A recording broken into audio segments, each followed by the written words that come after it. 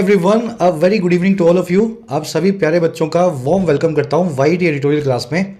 मेरा नाम है अमन बहल और आज एक स्पेशल एक्सरसाइज करने वाले हैं। देखिए, आज द हिंदू कवर नहीं करेंगे। द हिंदू की जगह है टाइम्स ऑफ इंडिया के स्पीकिंग ट्री सेक्शन से इस फिलोसफिकल आर्टिकल को कवर करेंगे। अब ऐसा क्यों करना है? देखिए, आप इकोनॉमी, सोसाइटी और पॉलिटिक्स ये सब तरह के आर्टिकल्स पढ़ना जानते हैं, लेकिन अगर आपको फिलोसफिकल आर्टिकल्स पढ़ने हो तो आपको बड़ी परेशानी फील होगी जब आर्टिकल्स डिविनिटी से, आत्मा से, परमात्मा से, ट्रुथ से, झूठ से, सच से जुड़े होते हैं। तो ऐसे आर्टिकल्स को भी पढ़ना आना चाहिए, इसलिए कभी कभी स्पीकिंग ट्री के आर्टिकल्स आपको मैं कवर करवाता हूँ। बड़ा इंटरेस्टिंग आर्टिकल है, वेल्थ के ऊपर लिखा हुआ है। ग्रामर को, वोकैब और कॉम्प्रिहेंशन तीनों को एक साथ लेकर के चलेंगे। एक लाइक और एक शेयर दें, चैनल को जरूर से सब्सक्राइब करें। आइए कुछ नया सीखते हैं।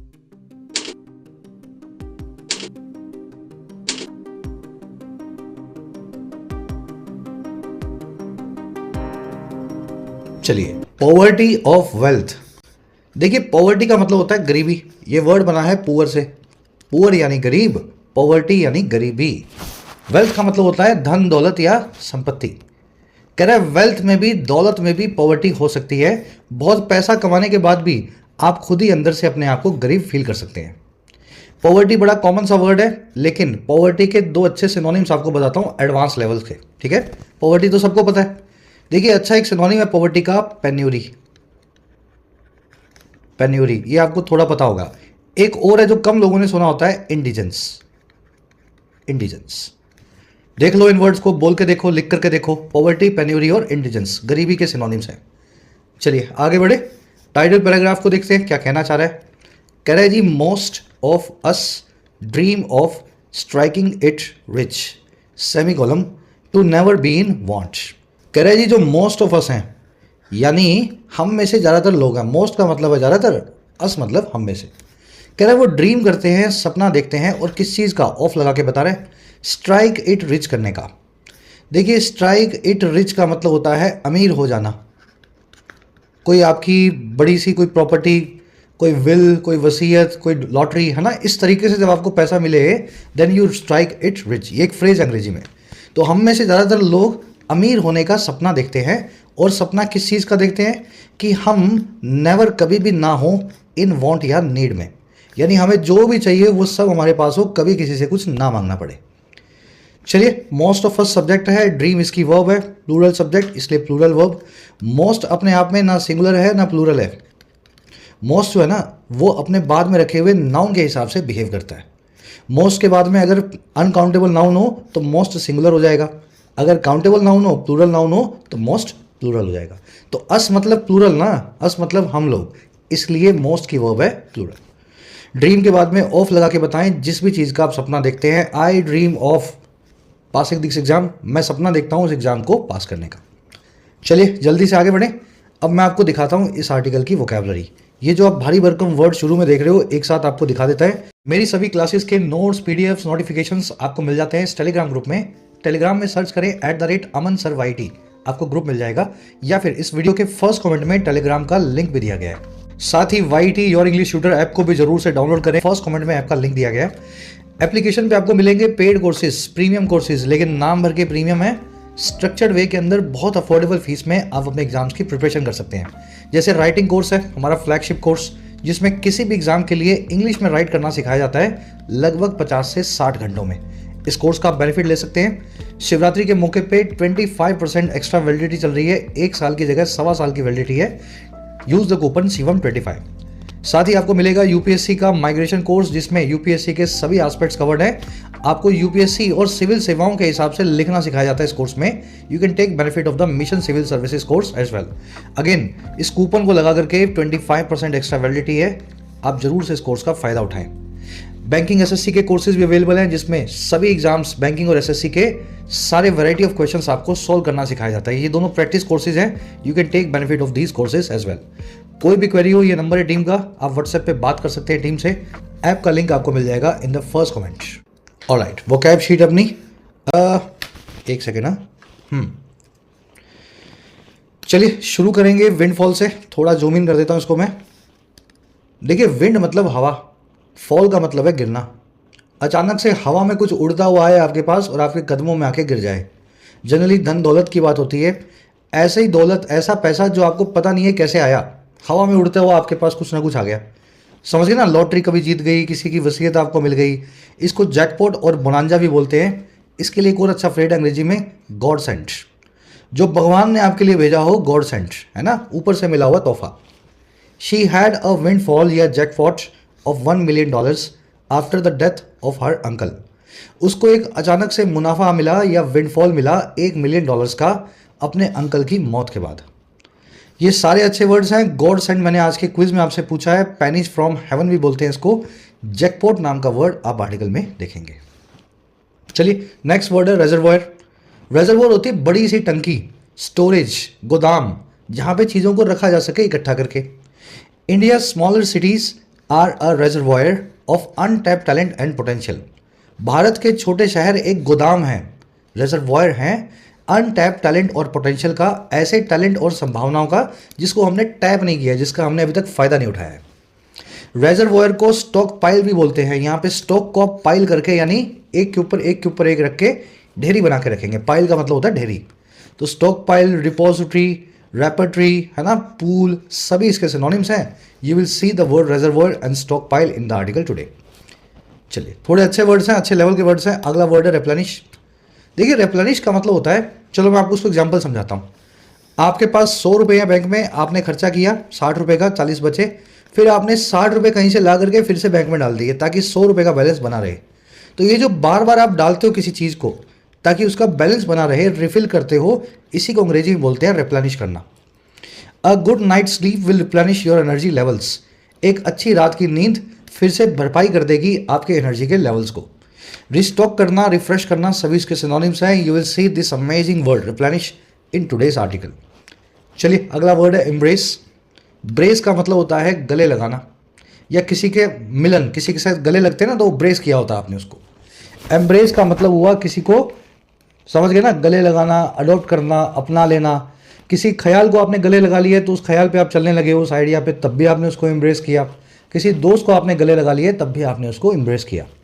The world needs to embrace solar energy to fight climate change. दुनिया को ज़रूरत है गले लगाने की, एम्ब्रेस करने की या अपना लेने की सोलर एनर्जी को, ताकि फाइट कर सके क्लाइमेट चेंज से। चलिए स्पाउस इसका सिनोनिम है। You will see the word embrace in today's article. Last word आपके लिए नया है स्टोइक। ये स्टोइक से आप बहुत सारी वीडियोस देखोगे, यूट्यूब के टाइटल्स आपको मिलेंगे, स्टोइक विजडम, है ना। स्टोइक जो है ना, ये एक विचारधारा थी, स्टोइसिज्म इसको बोलते हैं। इस विचारधारा पे या आइडियोलॉजी पे चलने वाले लोग वो इस तरह के होते हैं कि उनको प्लेजर और पेन दोनों से फर्क नहीं पड़ता। सन्यासी टाइप लोग, ना बहुत खुशी ना बहुत गम, ना किसी चीज़ पे हैप्पीनेस ना किसी चीज़ पे सैडनेस। तो स्टोइसिज्म पे चलने वाला इंसान कहलाता है अंग्रेजी में stoic, someone indifferent to pleasure and pain. सन्यासी और साधु बाबा बोल सकते हैं आप इसको, अगर आसान भाषा में समझना चाहें। The old stoic never complained even when he was in great pen. ये जो बूढ़ा साधु था कभी भी कंप्लेन नहीं करता था, यहाँ तक कि तब भी जब वो ग्रेट पेन में होता था, बहुत दर्द उसको होता था। ठीक है, चलिए अब देखो, ये स्टोइक वर्ड तो ठीक है, ये पता होना चाहिए आपको। दो वर्ड्स मैं ऐसे जुड़े हुए आपको करवा रहा हूँ। एक वर्ड है एसेटिक, दूसरा वर्ड है हर्मिट। हर्मिट का मतलब होता है सन्यासी इन लिटरल सेंस, ऐसा आदमी जिसने दीन दुनिया छोड़ दिया हो, जंगल में झोपड़ी बना के रहता हो। और एसेटिक ऐसा साधु है, ऐसा सन्यासी है जो कुछ मतलब जो फिजिकल चीज़ें हैं, है ना, दुनियावी चीज़ें, उनसे भी दूर चला गया हो। एसेटिक ऐसा आदमी है जो भूखा रहेगा, खाना नहीं खाएगा, है ना, मतलब अपनी ज़िंदगी में बहुत सेल्फ रिस्ट्रेंट का जो फॉलो करता हो, ऐसे साधु को, सन्यासी को बोलते हैं एसेटिक। हर्मिट का एक लेवल ऊपर का साधु होता है एसेटिक। बड़े अच्छे वर्ड है, वन वर्ड्स याद रखना, सन्यासी बाबा हर्मिट, और ऐसा सन्यासी जो दुनियावी चीज़ों से ऊपर उठ गया हो, एसेटिक। चलिए अब आते हैं आर्टिकल पे, एक समरी आपको दें। समरी ये है कि आपने सुना होगा काफ़ी अमीर लोग, पैसे वाले लोग, बड़ी बड़ी कंपनियों के मालिक, लेकिन उनकी ज़िंदगी में आपने सुना कि डिवोर्स चल रहा है, अंदर से अनहैप्पी हैं, बीमार हैं, किसी वजह से मेंटल बैलेंस खो दिया है। तो ऐसा क्यों हो रहा है कि बहुत पैसा कमाने के बाद भी लोग इस तरीके से जीवन जी रहे हैं जैसे कोई गरीब आदमी जीता है? इसका रीज़न है आपकी वांट्स। अगर लाइफ टाइम आप वांट्स को चेज करते रहेंगे तो ज़िंदगी में कभी भी ऐसा पल नहीं आएगा जब आपको लगेगा कि मैं अमीर हूँ, क्योंकि आपकी वांट्स है ना, आपकी ख्वाहिशें हैं।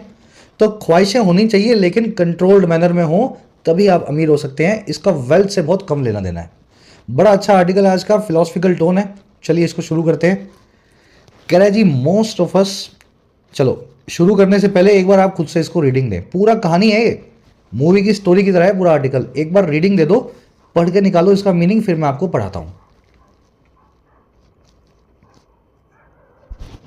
चलो होपफुली आप खुद से रीडिंग ले लेंगे इसको। अब मैं शुरू कर रहा हूं। Most of us fantasize about hitting the jackpot.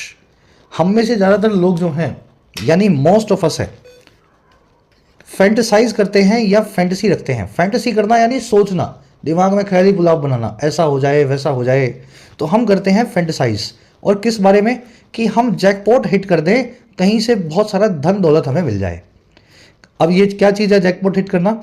Never having to worry about bills, sipping exotic drinks on a private island, living the so called dream life. Jackpot कुछ इस तरह का हो कि नेवर, कभी भी हमें हैव टू ना करना पड़े, या फिर मजबूरी ना हो हमारी कि हम वरी करें अपने बिल्स को लेकर के, खर्चों को लेकर के। अंग्रेजी में बिल वर्ड का मतलब होता है मंथली खर्चा, इलेक्ट्रिसिटी बिल, फ़ोन का बिल, ग्रोसरी बिल। तो हम सभी चाहते हैं कि ऐसा जैकपॉट हिट हो कि मंथली खर्चे जो हैं जीवन जीने के, उनके बारे में हमें सोचना ना पड़े। और ये सब कैसे हो? सिप करते हुए या घूंट घूंट पीते हुए एक्सोटिक या विलायती ड्रिंक्स को एक प्राइवेट आइलैंड पे, है ना। वो आपने देखा होगा ना, वो डैन बिस्लेरियन जैसे बड़े बड़े सेलिब्रिटीज़, है ना, वो ड्रिंक्स पी रहे हैं और किसी आइलैंड पे बैठे हैं बीच के किनारे। तो हम भी ऐसा सोचते हैं। और ये सारा काम हम कर रहे हों लिव करते हुए एक ऐसी ड्रीम लाइफ को, सपनों की जीवन को, जो सो कॉल्ड ड्रीम लाइफ है, ऐसी कही जाती है। मतलब दिमाग में है हमारे कि ड्रीम लाइफ ऐसी होती है, सो कॉल्ड। चलिए मोस्ट ऑफ अस सब्जेक्ट है। अगेन मोस्ट वर्ड की खासियत देख लेना। ऐसे बहुत सारे वर्ड्स अंग्रेजी में जिनकी खुद की कोई वर्ब नहीं होती। जैसे मोस्ट है, फिर एक वर्ड था परसेंटेज, फिर एक वर्ड है रेशो, फिर एक वर्ड है पोर्शन। ये सारे ऐसे वर्ड्स हैं जिनकी खुद की कोई वर्ब नहीं है। ना तो ये सिंगुलर होते हैं ना ये प्लूरल होते हैं। इनके साथ सीधी सी समस्या है कि इनके बाद जो ऑफ लगा है उसके बाद आने वाला नाउन बताएगा कि इनकी वर्ब कैसी होगी। यहाँ अस लिखा हुआ है, एक प्लूरल नाउन है, इसलिए वर्ब भी प्लूरल है। फैंटेसाइज लिखा हुआ है, नहीं तो फैंटेसाइज होना चाहिए था ना, सिंगुलर होती तो इसलिए आप इन वर्ड्स को रेशो, परसेंटेज, पोर्शन और मोस्ट, इनके बाद रखे हुए नाउन के हिसाब से वर्ब दें। तो मोस्ट की वर्ब है प्लूरल फैंटेसाइज।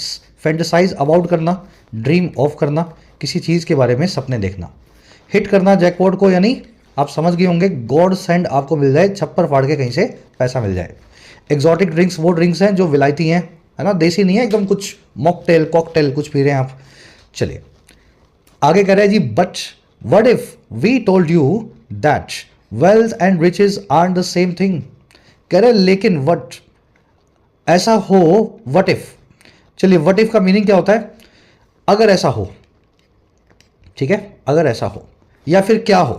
कह रहे लेकिन क्या हो या अगर ऐसा हो, हमने आपको बताया, वी टोल्ड यू, कि जो वेल्थ है और जो रिचेज है वो सेम थिंग नहीं है या एक ही वस्तु नहीं है। वेल्थ का मतलब होता है पैसा, रिचेज का मतलब होता है अमीरी। अगर हम आपको ऐसा बताएं कि अमीरी और पैसा एक ही चीज़ नहीं है तो आपको कैसा लगे? चलिए व्हाट इफ का मतलब समझ गए ना, क्या हो या अगर ऐसा हो। वी की वर्ब है टोल्ड, V2 में लगी हुई है, लेकिन ये V2 नहीं है, ये फ्यूचर की बात कर रहा है, पास्ट सब्जेक्टिव मूड लगा करके। आज मैं इसके अंदर बहुत गहरा नहीं उतारूंगा आपको, नहीं तो फिर क्लास हो जाती है लंबी।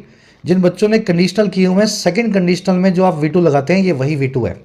If I were a bird I would fly, अगर मैं पंछी हूँ तो मैं उड़ जाऊँ। तो वैसे ही अगर मैं आपको बताऊँ, अगर वी टोल्ड यू, मैं आपको बताऊँ कि पैसा और रिचेज एक ही वस्तु नहीं है।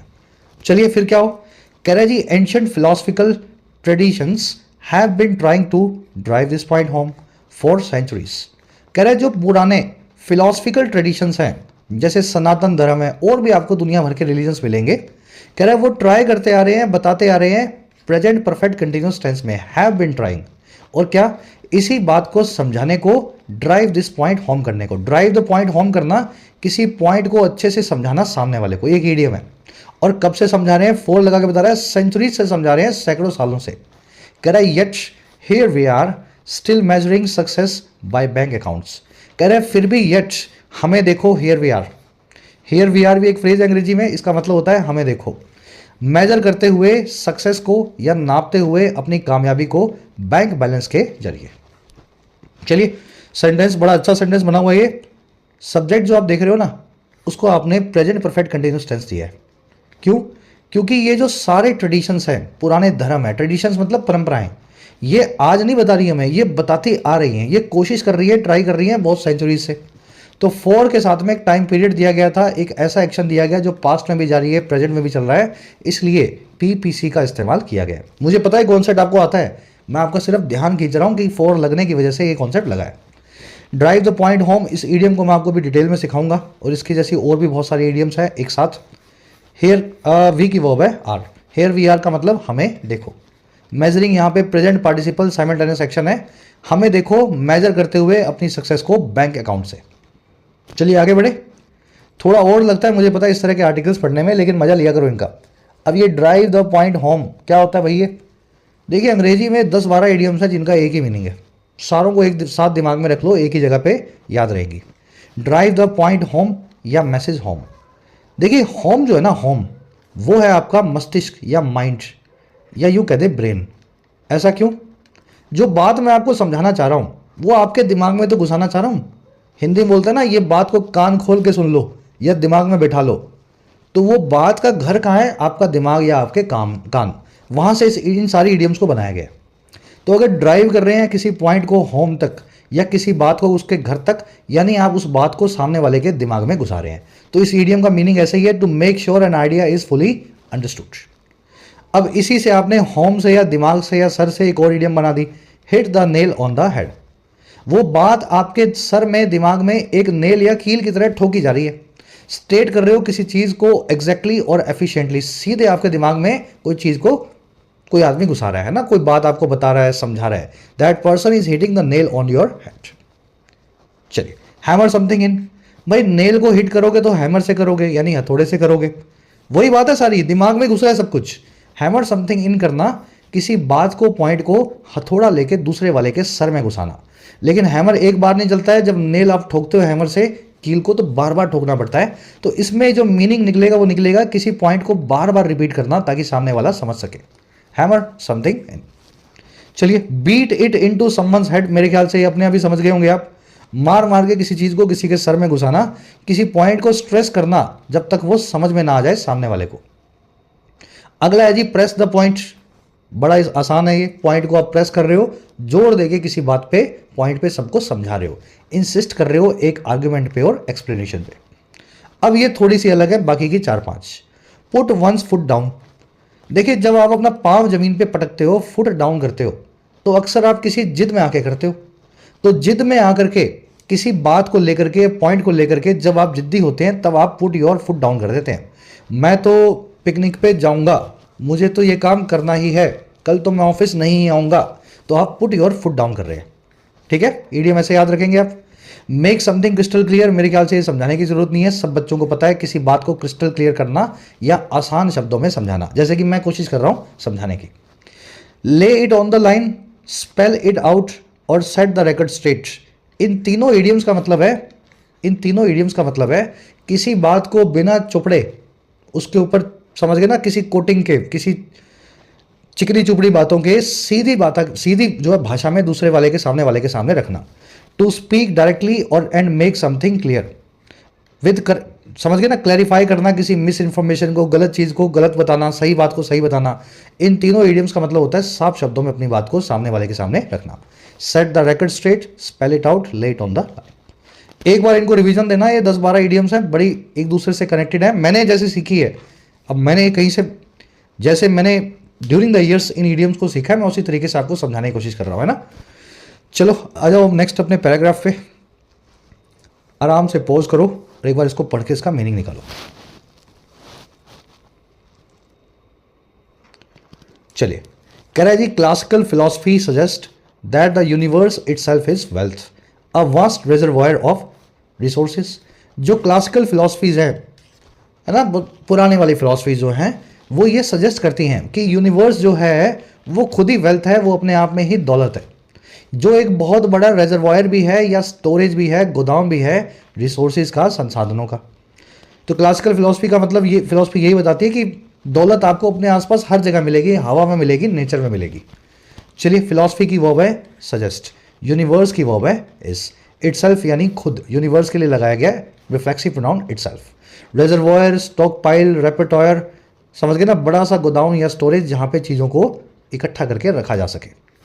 कह रहा है जी nature often personified as prosperity itself provides everything needed for abundance.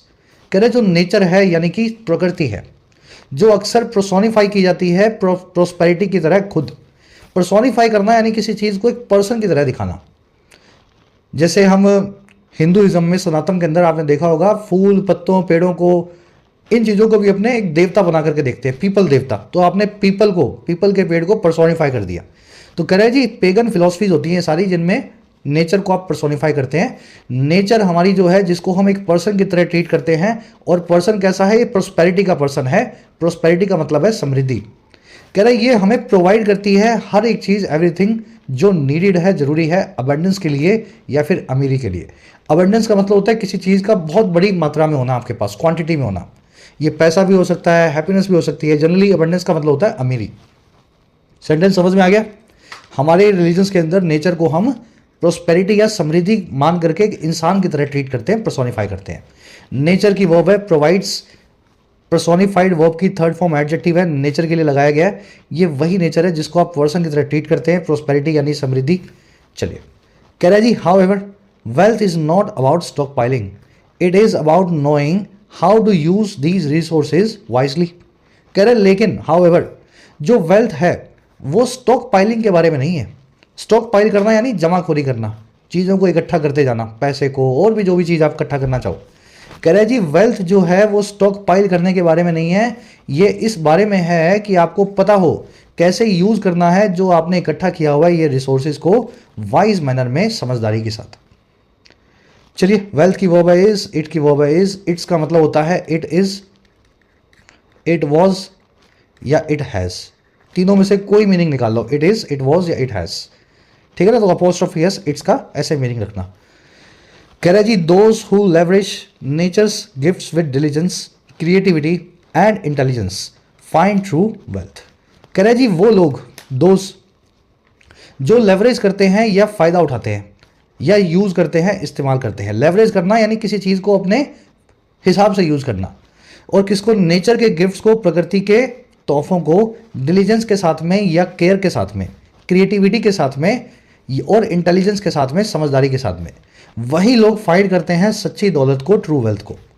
कह रहा जी while those who simply hoard remain poor in spirit no matter their financial standing. कह रहा जबकि वो लोग जो खाली खाली जमाखोरी करते हैं, होर्ड करते हैं, HOARD, और ऊपर वर्ड लिखा हुआ है स्टॉक पाइल, दोनों का मीनिंग एक है, जमाखोरी करना। कह रहा वो लोग जो सिर्फ इकट्ठा करते हैं वो बने रहते हैं गरीब अपनी स्पिरिट में, अपनी आत्मा से, नो मैटर, चाहे इस चीज़ का कोई मैटर ना हो उनकी फाइनेंशियल स्टैंडिंग का। पैसे के हिसाब से कितना भी कमा रखा उन्होंने, अंदर से उनको आत्मा से गरीब फील होता है क्योंकि उनको आदत पड़ गई है इकट्ठा करने की। चलिए हु की वर्ब है लेवरेज, हु आया दोज के लिए। दोज वाला कॉन्सेप्ट आपको 2 क्लासेस पहले करवाया गया था कि कैसे दे और देम दोनों दोज में बदल जाते हैं अगर इनके बाद में एक एडजेक्टिव क्लोज हो। ठीक है, तो ये कॉन्सेप्ट आज करवा नहीं रहा हूं, लेकिन 2 क्लासेस पहले आ चुका है, आप रिपीट कर लेना, जरूर से समझना। हु वाला एडजेक्टिव क्लोज लगा इसलिए दे को दोज में बदल दिया गया। दोज की वर्ब है find, those who do this find true wealth, वो पा लेते हैं सही वेल्थ को। अगेन दोज फिर से आया है और दोज की वर्ब है रिमेन, वो लोग रिमेन रहते हैं या बने रहते हैं गरीब। हु की वर्ब है जो है होल्ड। चलिए आगे बढ़े, नेक्स्ट पैराग्राफ। आराम से ले लो एक रीडिंग इसको पहले खुद से।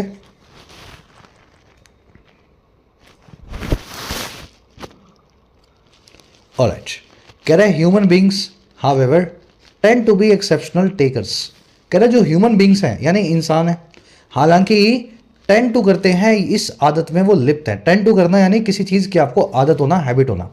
तो उनकी आदत है कि वो एक्सेप्शनल टेकर्स हैं, बहुत खास तरीके के टेकर्स हैं। टेकर मतलब लेने वाला, देने वाला नहीं, लेने वाला। तो हम बहुत खास तरह के ऐसे लोग हैं कि हम सिर्फ लेते हैं, देना नहीं जानते हैं। ह्यूमन बींग्स की वर्ब है टेंड टू याद रखना, टू के बाद में एक इन्फिनिटिव आपको मिलेगा, tend to go there, tend to be something, tend to play, tend to eat, tend to sleep, जो भी लिखो वह फॉर्म में टेंड टू के बाद में लिखे। एक्सेप्शनल यानी स्पेशल, कह रहा है जी unlike other species that replenish what they consume we drain and deplete. कह रहा है जी दूसरी स्पीसीज से बिल्कुल उल्टा, अनलाइक वो स्पीसीज जो रिप्लेनिश करती हैं या फिर से भर देती हैं, है ना, गिलास में पानी पिया फिर गिलास में फिर से पानी डाल दिया, गिलास को फुल कर दिया। कह रहा है ऐसी स्पीसीज से बिल्कुल उल्टा जो रिप्लेनिश कर देती हैं या भरपाई कर देती हैं उस चीज़ की वट की जो वो खुद कंज्यूम करती हैं। हम सिर्फ ड्रेन करना जानते हैं या निकालना जानते हैं और डिप्लीट करना जानते हैं, यानी चीज़ों को ख़त्म करना जानते हैं। ड्रेन का मतलब होता है किसी चीज़ में से बाहर निकालना, एक्सट्रैक्ट करना। पैसा रखा हुआ उसमें थोड़ा थोड़ा करके निकाल लिया, जंगल से थोड़े थोड़े करके काट दिए। और डिप्लीट का मतलब होता है एकदम उसके सिरे तक ख़त्म कर देना, है ना, पूरा अंदर सब सफाया कर देना, सब कुछ खा जाना पी जाना। तो हम इस काम में बड़े माहिर हैं। चलिए अदर स्पीसीज की वर्ब है, अदर स्पीसीज के लिए आया दैट की वर्ब है रिप्लेनिश। व्हाट का मतलब होता है जो चीज़, ठीक है, जो चीज़। जब ये बीच में आए इसका मतलब होता है जो चीज़। एक कॉन्सेप्ट बनता है इस पर ग्रामर वाला, अभी आपको डिटेल में करवाएंगे। बड़े आगे इसको पूरा करते हैं। पहले कह रहे philosophers of non dualistic traditions argue that true poverty isn't measured in currency but in infinite unfulfilled desires. जो फिलोसफर्स हैं, दार्शनिक हैं बड़े बड़े नॉन ड्यूलिस्टिक ट्रेडिशंस के। देखिए अगर आपने थोड़ा बहुत फिलोसफी पढ़ा भी हो, सुना हो, कहीं देखा हो, पढ़ा हो हल्का फुल्का, तो अद्वैतवाद आपने सुना होगा। आदि शंकराचार्य इसके बहुत बड़े, है ना, विचारक थे। नागार्जुन थे, स्पिनोजा थे। अद्वैतवाद यानी नॉन ड्यूलिस्टिक ट्रेडिशंस। कह रहे अद्वैतवाद के फिलोसफर्स वो ये आर्ग्यू करते हैं, ये दलील देते हैं दैट ये कि जो ट्रू पॉवर्टी है या सच की गरीबी है वो मेजर नहीं होती है करेंसी में, उसको नहीं तोला जा सकता है पैसे में, बल्कि इनफिनिट या अनंत अनफुलफिल्ड डिजायर्स में, जो पूरी ना हो सके ऐसे ख्वाबों में। ठीक है, तो नॉन रियलिस्टिक ट्रेडिशंस में यही समझाया गया कि अगर किसी आदमी की गरीबी देखनी हो तो ये मत देखो कि उसके पास कितनी करेंसी है, ये देखो उसके कितने डिजायर है जो अनफुलफिल्ड है, और कहीं वो इन्फिनिट तो नहीं है, कहीं वो अनंत तो नहीं है। अनफुलफिल्ड तो सभी के डिजायर होते हैं, लेकिन किसी आदमी के ऐसे हो जो कभी खत्म ही ना होते हो, इन्फिनिट हो, तो वो आदमी हमेशा गरीब फील करता है। चलिए फिलोसफर्स की वर्ब है आर्ग्यू, ट्रू पॉवर्टी की वर्ब है इज नॉट। चलिए कह रहा है if you constantly crave more you are in a perpetual state of lack no matter how fat your wallet is. कह रहा है आप हमेशा अगर कॉन्स्टेंटली क्रेव करते हैं और ज़्यादा, क्रेव का मतलब होता है जीभ लपकाना किसी चीज़ के लिए, लार टपकाना, किसी चीज़ के लिए ख्वाहिशें करना, मन में सोचना मिल जाए। कह रहा है अगर आप कॉन्स्टेंटली यही सोचते रहते हैं कि मिल जाए, ये मिल जाए, ये मिल जाए, तो आप एक परपेचुअल या एक कंटिन्यूस स्टेट ऑफ लैक में हैं, गरीबी में हैं। लगातार आप गरीबी फील करते आ रहे हैं। चला जी इस चीज़ से कोई मैटर नहीं है कितना मोटा आपका वॉलेट हो, आपकी जेब में कितना धन हो। चलिए यू की वर्ब है क्रेव। क्रेव का मतलब होता है किसी चीज़ के लिए लार टपकाना या बहुत ज़्यादा ख्वाहिश करना, मन में सोचना मिल जाए मिल जाए। क्रेव वर्ड जो है इसके बाद कभी कभी फॉर भी लगता है, ये ऑप्शनल होता है। आई crave chocolates, I crave for chocolates, मुझे चॉकलेट्स खाने की इच्छा हो रही है तो आई क्रेव चॉकलेट या क्रेव फॉर चॉकलेट। क्रेव के 3-4 सिनोनिम्स भी हैं, मैं यहाँ लिख देता हूँ, एक्चुअली मुझे अलग से लिख के लाने चाहिए थे, शायद मैंने मिस कर दिए। एक वर्ड है क्रेव के लिए लस्ट, इसमें भी आपको किसी चीज़ की ख्वाहिश होती है। लस्ट सिर्फ सेक्सुअल ख्वाहिश नहीं है, पैसे की ख्वाहिश भी लस्ट हो सकती है, फूड की ख्वाहिश भी लस्ट हो सकती है। और एक और वर्ड है क्रेव के लिए hanker, crave for, lust after and hanker after, ये प्रेपोजिशन फिक्स्ड है, याद रखना इनको। You hanker after food, she lust about money, why do you crave for more success. Crave के बाद में फॉर, लस्ट के बाद में हैंकर के बाद में आफ्टर। क्रेव के बाद का फॉर जो है वो ऑप्शनल है, लगाओ तो भी ठीक है, नहीं लगाओ तो भी ठीक है। परपेचुअल का मतलब होता है लगातार चलती हुई, कंटिन्यूस कोई भी चीज़। लैक का मतलब होता है गरीबी, अभाव। कह रहा है ancient wisdom goes a step further, और अगर पुरानी विजडम में चले गए 2000 साल पहले और, तो वो एक और कदम आगे जाती है। वो क्या कहती है, if you sleep well, have food, shelter and peace of mind, you are already rich. अगर आप ठीक से सो लेते हैं और आपके पास खाना है, एक रहने की जगह है और दिमाग में पीस ऑफ माइंड है, तो आप ऑलरेडी रिच हैं, अपने आप में खुद से पहले से ही अमीर हैं। ठीक है, चलिए नेक्स्ट पैराग्राफ। अच्छा ये कॉन्सेप्ट करवाना है ना आपको, चलो पहले कॉन्सेप्ट देख लो। देखो कॉन्सेप्ट है रिलेटिव प्रोनाउंस का, और एक नए एंगल से समझा रहा हूँ। पहले आपको ये सीखना है हु, विच, दैट कब लगता है। जहाँ पे ये तीनों नहीं लगेंगे वहाँ पे लगता है वट। फिर एक ट्रिक बताऊंगा, वट जहाँ पे कभी कन्फ्यूजन लग रही हो तो कैसे आप जस्टिफाई करेंगे। हु लगेगा ह्यूमंस के लिए, विच लगेगा नॉन ह्यूमंस के लिए, और दैट लगेगा दोनों के लिए, ह्यूमंस और नॉन ह्यूमंस बोथ। लेकिन फ़र्क क्या है, ऐसे ह्यूमंस जो प्रॉपर नाउन है, ऐसे इंसान जिनका कुछ नाम है, उनके लिए हु लगेगा। ऐसी चीज़ें जो प्रॉपर नाउन्स हैं उनके लिए विच लगेगा, और ऐसे इंसान या चीज़ें जो प्रॉपर नाउन्स नहीं हैं, कॉमन नाउन्स हैं, उनके लिए दैट लगेगा। प्रैक्टिकली बताता हूँ मैं। Mister Sharma who which that is an accountant is my neighbour. Mister Sharma, अब देखो ये पूरा बीच में एक फ्रेज है, क्लोज है।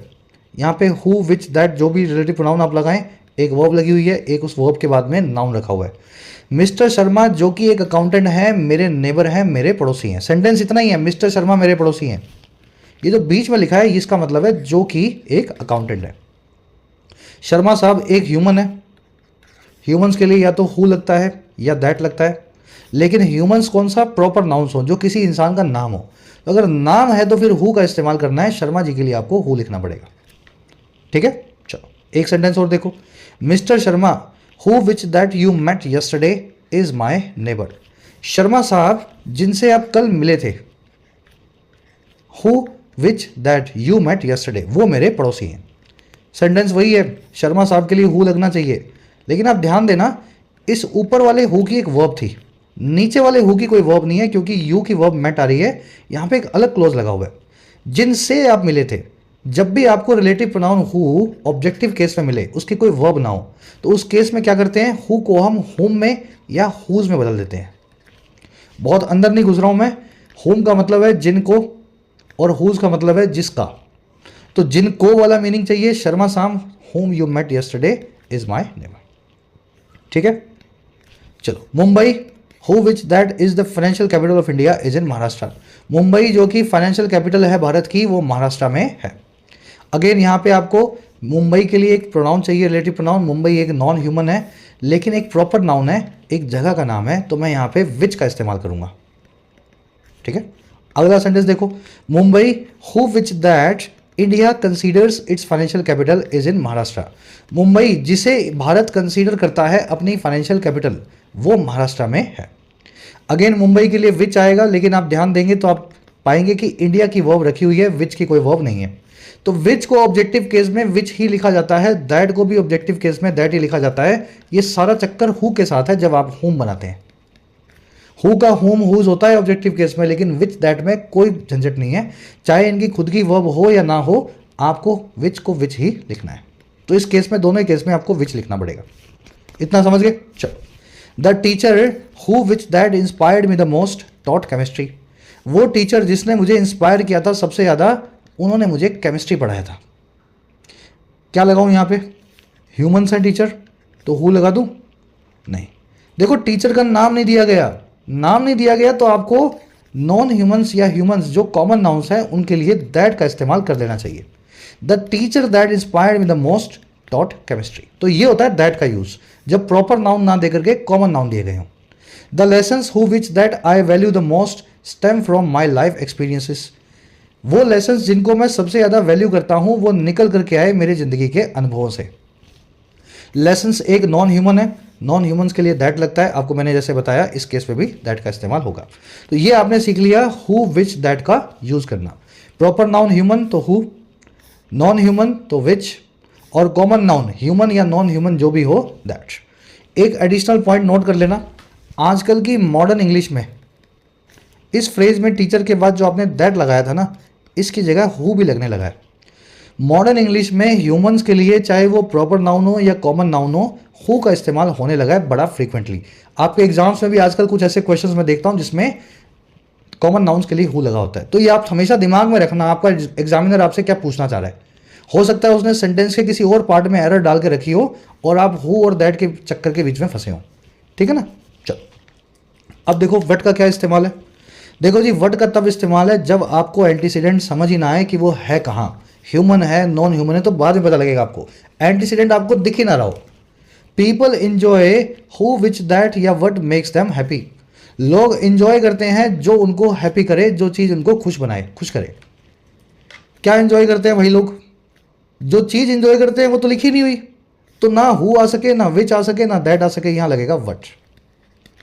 सिंपल है ना। We must focus on who which that matters the most. हमें फोकस करना चाहिए उस चीज़ पे जो सबसे ज़्यादा मैटर करती है। किस चीज़ पे करना चाहिए, वो चीज़ तो लिखी नहीं हुई, तो ना हु ना विच ना दैट, यहाँ लगेगा what. She beliefs who with which that he says without question.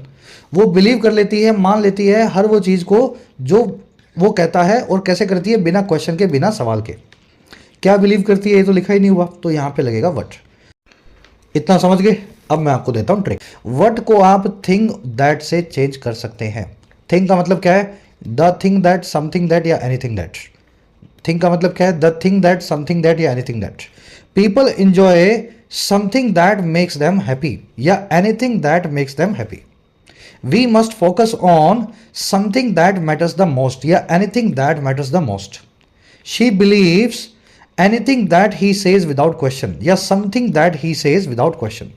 तो वट को अगर आपको कभी दिमाग में आए ना यार वट लगेगा या नहीं लगेगा, तो द थिंग दैट लगा करके देख लेना, एकदम सेट बैठेगा, मीनिंग आपका निकल आएगा।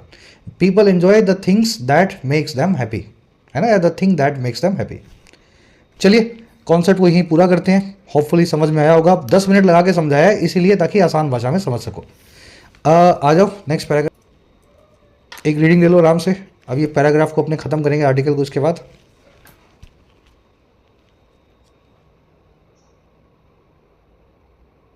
चलिए, कह रहे जी, science agrees chronic dissatisfaction, stress and greed correlate with high blood pressure, anxiety and reduced lifespan।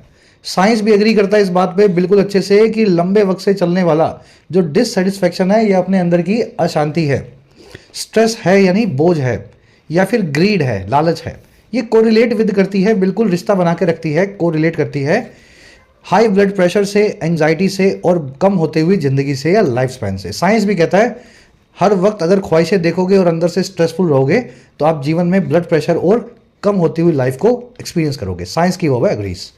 को रिलेट विद करना, किसी चीज से रिलेशन या रिश्ता बनाना, कनेक्शन बिठाना। कह रहे the wealthiest people are often miserable, sleepless and poor wealth. जो वेल्थिएस्ट पीपल हैं, सबसे अमीर लोग हैं, वेल्थिएस्ट लोग हैं, अक्सर वो बुरी दशा में होते हैं, मिजरेबल भी होते हैं, स्लीपलेस भी होते हैं, उनको नींद भी नहीं आती है, और कभी कभी तो खराब पुअर हेल्थ में भी होते हैं। कह रहा है जी, वाई एनवे देम, उनसे एनवे क्यों करना, उनसे जलन क्यों रखना।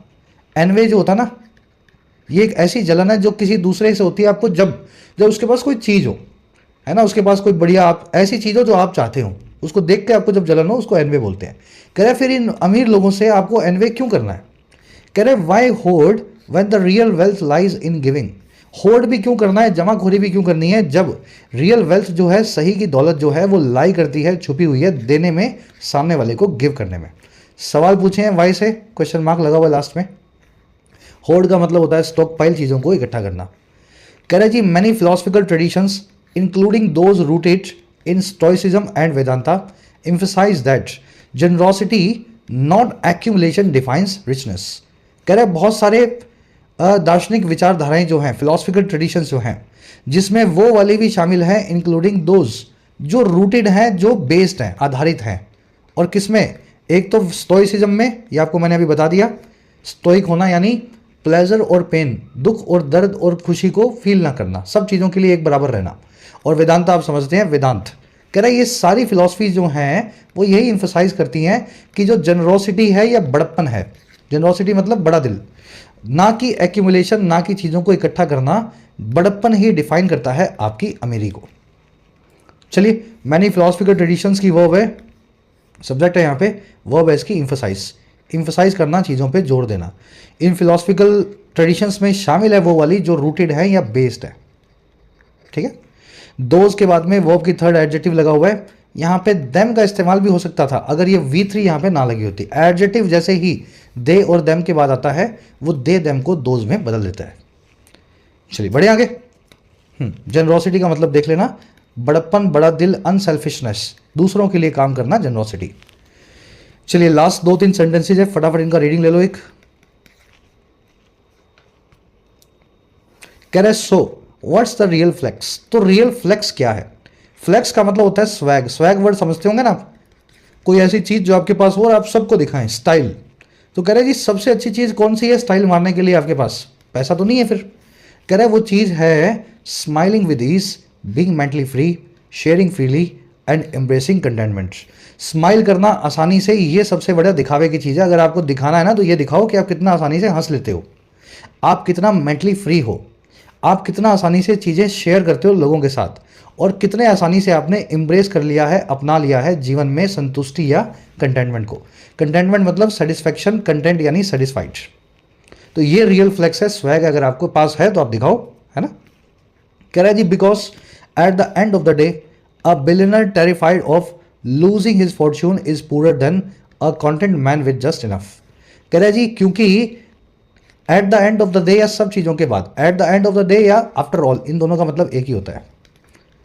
कह रहे जी, सब चीज़ों के बाद एक अरबोपति आदमी जो टेरिफाइड हो या डरा हुआ हो लूज करने से अपने फॉर्चून को, अपनी दौलत को, वो काफ़ी गरीब है, पुअर है उस आदमी से जो कंटेंट मैन है या फिर सेटिस्फाई आदमी है, जिसके पास जस्ट इनफ है, उतना जरूर है जितना उसको जरूरी है, पर वो कंटेंट है, संतुष्ट है जो भी उसके पास उसको मिला हुआ है। चलिए, अब बिलियनर की वर्ब है इज पुअर देन, है ना, कंपैरेटिव डिग्री प्लस में देन का इस्तेमाल किया हुआ है। देन जब भी लगेगा कंपैरिजन के लिए, साथ में कंपैरेटिव डिग्री का होना जरूरी है। यहाँ पे पुअर नहीं लिख सकते, पुअर ही आपको लिखना होगा। टेरिफाइड यानी डरा हुआ किसी चीज़ से, फियरफुल। कंटेंट यानी सेटिस्फाइड। फॉर्चून होता है आपका नसीब, आपने जो पैसा जीवन में कमाया, धन दौलत, वो आपका फॉर्चून है। क्योंकि आप में से ज़्यादातर लोग मुझसे छोटे हैं तो एक पर्सनल टेक भी मैं आपको इस आर्टिकल पे अपनी दे देता हूँ। ये जो कंटेंटमेंट की फीलिंग है, जो सेटिस्फेक्शन का भाव है, ये तभी अच्छा है अगर कोई इंसान पुअर ना हो।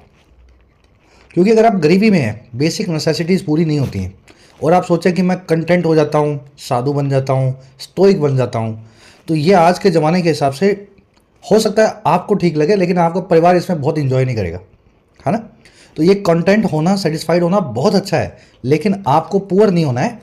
पहले इतना ज़रूर कमा लेना है जीवन में, इतना इस मुकाम पे ज़रूर पहुंच जाना है कि आपकी बेसिक नेसेसिटीज़ सब बड़ी आसानी से पूरी होती है। फिर ये सेटिस्फेक्शन फील करो, मज़ा आएगा इसमें, है ना। चलो, एक मैं आपको दे देता हूँ छोटा सा revision. Drive a point home, और ऐसी 15 इडियम्स आपको करवाई थी। किसी बात को साफ शब्दों में दूसरे वाले के दिमाग में घुसाना।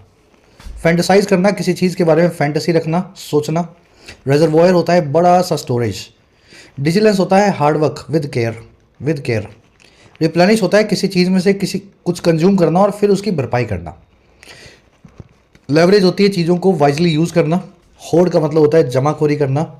टेंड टू आपकी आदत को बताता है। When you tend to sleep early, आप जल्दी सोते हैं। You tend to rise early, आप जल्दी सो के उठते हैं। Tend to. क्रेव करना, लस्ट करना, हैंकर करना, तीनों का मतलब होता है किसी चीज़ के पीछे लार टपकाना, पाने की ख्वाहिश करना। हैंकर और लस्ट दोनों के बाद में आफ्टर आएगा, क्रेव के बाद में फॉर ऑप्शनल होता है, आ भी जाता है। को रिलेट विद करना, किसी से रिलेशन बनाना, किसी से कनेक्शन बिठाना। स्टोइसिज्म, ये फिलॉसफी आपने देख ली, साधु बाबाओं वाली। कंटेंट और कंटेंटमेंट कुछ नहीं है, सेटिस्फैक्शन और सेटिस्फाइड है। डिप्लीट करना, किसी चीज़ को एकदम चूस जाना, जैसे नींबू को निचोड़ लेते हैं ना, तब तक उसको चूसते रहना जब तक उसमें कुछ ना बचे, उसको बोलते हैं डिप्लीट करना। जैसे फ़ोन की बैटरी डिप्लीट हो जाती है, 0% हो जाता है। एनवी होती है जेलसी, जनरोसिटी आपका बड़ा दिल, बड़ा दिमाग, बड़प्पन है आपका। फ्लेक्स होता है आपका शो ऑफ या स्वैग, जो आप दुनिया को दिखा सकें, इसको ब्लिंग भी बोलते हैं। ठीक है, मूवी आई थी ना सिंग इज ब्लिंग। चलो अब आ जाओ अपने क्वेश्चंस पे। सेंट्रल थीम क्या है इस पैसेज की? एक सेंटेंस में ये पैसेज समझाना हो तो वो सेंटेंस कौन सा होगा? देखिए, ये आर्टिकल लिखा गया है कोरिलेशन या आपसी रिश्ते के बीच वेल्थ और हैप्पीनेस के, पैसा, धन दौलत और खुशी के। यही तो बता रहा है आपको पूरे आर्टिकल में, वेल्थ होना कितना ज़रूरी है और कब आपको अपने आप को संतुष्ट रखना है, नहीं तो आप हैप्पी नहीं हो पाएंगे। चलिए, सी आंसर बनेगा। इनमें से कौन सी स्टेटमेंट ऑथर की वर्ल्ड व्यू को बताती है वेल्थ के चारों ओर? ऑथर का क्या नज़रिया है वेल्थ को लेकर के इस आर्टिकल में? इनमें से कौन सी स्टेटमेंट से आपको पता लग रहा है? वेल्थी इंडिविजुअल्स आर ग्रीडी और अनहैप्पी, गलत बात है। सब लोग ग्रीडी और अनहैप्पी नहीं है, बहुत पैसे वाले लोग भी खुश हैं। एक्यूमुलेट करना फाइनेंशियल रिसोर्सेज को आपकी भलाई के लिए बुरा नहीं, जरूरी भी है। फाइनेंशियल रिसोर्सेज थोड़ा एक्यूमुलेट करोगे तो जीवन में सेफ फील करोगे। Modern financial success is only way to measure a person's wealth. हमारी जो वर्थ है वो हमारी फाइनेंशियल सक्सेस जो है हमारी, मतलब उसी से हमारी वर्थ को मेजर किया जा सकता है। कितना पैसा है उसी से हमें पता लगेगा कितना लायक है। ये सब बातें गलत है, ऑथर ऐसा नहीं सोचता है। ऑथर ये सोचता है कि मटेरियल सक्सेस जो है, धन दौलत की जो रिचनेस है, वो गारंटी नहीं देती है आपको फुलफिलमेंट और हैप्पीनेस की, अंदर से संतुष्टि और खुशी की। ठीक है ना, मटेरियल आ जाए तो संतुष्टि आ सकती है, लेकिन गारंटी कोई भी नहीं है, ये इसका मानना है। चलो next paragraph, next question. In fact इनमें से कौन सा कंक्लूजन इस आर्टिकल से आप निकाल सकते हैं और किस चीज़ को लेके, हमारे कंजम्पशन के पैटर्न्स को लेकर के इंसान कैसे कंज्यूम करता है। थोड़ा इन्फ्लुएंस बेस्ड क्वेश्चन है, एक बार चारों स्टेटमेंट्स को पढ़ लो, क्या लगता है हम में से कौन सा पैटर्न जो हम पे फिट करता है।